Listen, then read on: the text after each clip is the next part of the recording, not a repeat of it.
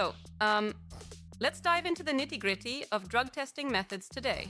Specifically, whether a blood drug test is truly better than a urine drug test. Yeah, definitely.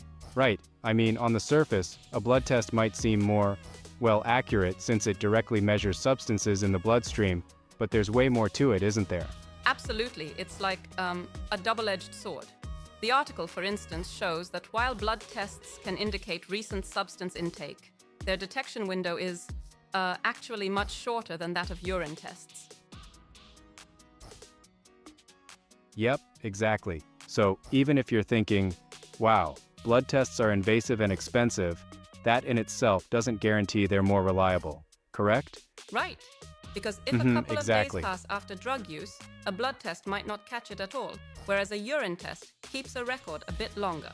That's a crucial detail. And it seems like the stringent protocols, using SAMHSA certified labs and a split specimen approach, really bolster the credibility of urine testing. Yeah, absolutely. It provides a kind of double-check mechanism. Even when a top performer tests positive, the confirmation process helps avoid false positives, which is key for companies that need to stick to their policies. Right, I get that. Speaking of policies, I found it interesting how the article mentions the potential for supervisors to be tempted to treat high performers differently, just because they trust their judgment. That seems like a risky path legally, doesn't it? Exactly, and that's where detailed, non-subjective policies come into play. You don't want exceptions that might open you up to liability. Uniformity is vital here.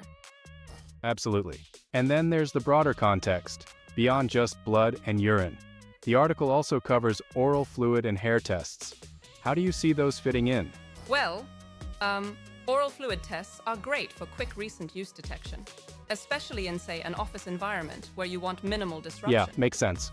But then hair tests, while useful for spotting long-term habitual use, might actually flag residues from, like, months ago, not necessarily indicating current impairment. Right, exactly. It's kind of like looking at a historical record rather than a snapshot. That nuance really underlines why no single test is perfect for every situation. True. So, for most workplaces, especially ones that need reliable routine screening, urine testing appears to be the most balanced approach. Would you agree? Totally. Urine tests cover a broader detection window, catching both new and residual substance traces. It's certainly why, despite the allure of blood tests, they're typically not the go-to for regular screenings.